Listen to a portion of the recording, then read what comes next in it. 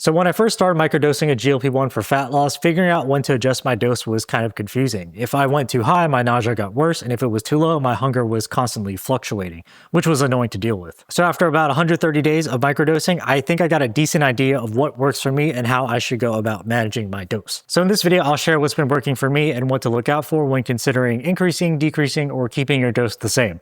I'll also cover some mistakes I've made so you can take the lessons I've learned and hopefully have an easier time losing weight. By the way, I'm Nico, nutrition coach microdosing tirzepatide, showing how I'm combining proper nutrition with GLP-1s to get better fat loss results. Okay, quick disclaimer, this isn't medical advice. I'm not a doctor. I'm just some guy talking about my experience combining proper nutrition with GLP-1s. This video is just me going over my thought process about how I go about adjusting my personal dose. If you want to make changes to your dose, please speak to your healthcare provider or doctor. So what's a microdose? I like to define it as taking less than the standard dose of a GLP-1. And what's a standard dose? That depends on the GLP-1 you're taking. I'm on tirzepatide, so the standard I think is 2.5 milligrams, if I'm not mistaken. I just want to get this out of the way so we can be on the same page. Okay, now let's get into how I know if I'm taking the right dose and when I increase it or decrease it. First, what am I looking to get from my GLP-1 for weight loss? I want my dose to help me get full faster, stay full longer, and reduce hunger and cravings, but not get rid of it. The third point is the most important one. Contrary to what many believe, feeling some hunger on a GLP-1 is completely normal.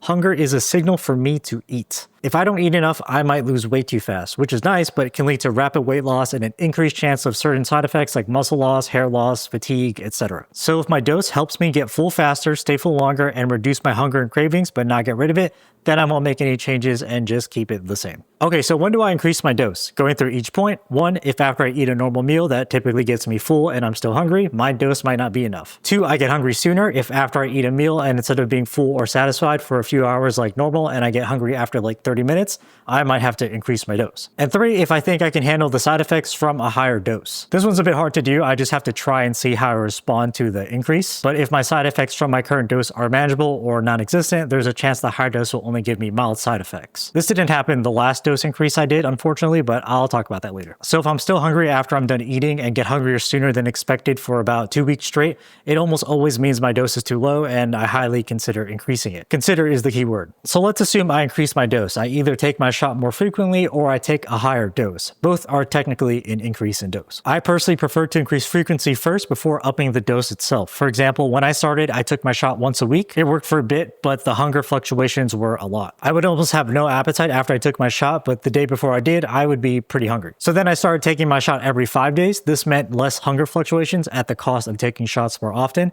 Kind of annoying, but whatever. Overall, this is just a preference thing. One way taking your shot isn't necessarily better than the other. And talking about how much I increased my dose by, I'm not going to get into the specifics of it because everyone responds differently, but also I'm not qualified to do so. But I like to increase my dose by the lowest possible increments just to avoid potentially getting bad side effects. Again, if you plan on making changes to your dose, please speak to your doctor. Now, I very rarely increase my dose. I want to keep it as low as possible. Why is that? Well, more side effects, more money, and hitting the max limits. If I increase my dose, I potentially have to deal with more side effects. I deal with a lot of nausea, so if I increase it, I might have to deal with more nausea, or it might get worse and I get new side effects like vomiting. This is the main reason why I want to keep my dose as low as possible for as long as possible, just because of the side effects. Next is more money. The more meds you have to take, the more money you have to spend. And 3, for max limits, this one isn't a concern for me in terms of hitting the max limits of the meds itself, but more so being priced out, which is related to money. I have a max limit in terms of money. If I get to a certain high dose number, I have to maintain it, and affordability becomes a concern. If I'm going to be on these meds for life, which I probably am, I want to try to stay as low as possible for me. Now, if I don't increase my dose, how do I manage hunger?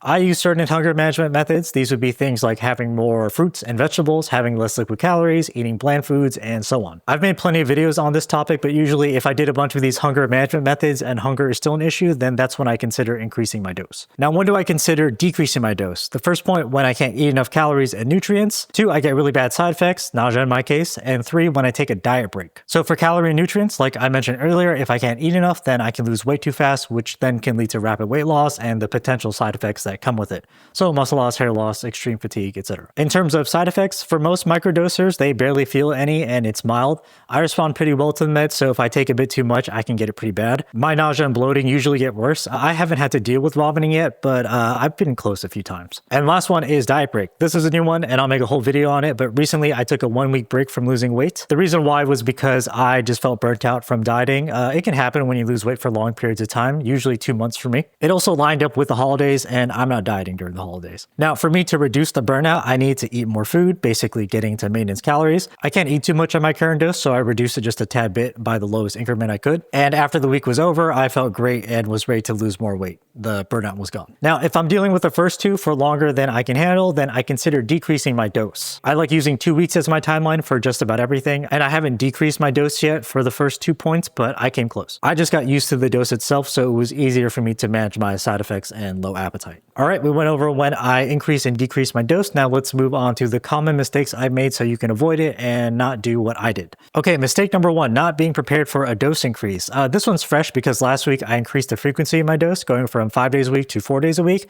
I thought it wouldn't be much of a difference, but I was wrong. I woke up and had a protein shake for breakfast and felt full longer than usual until past lunch.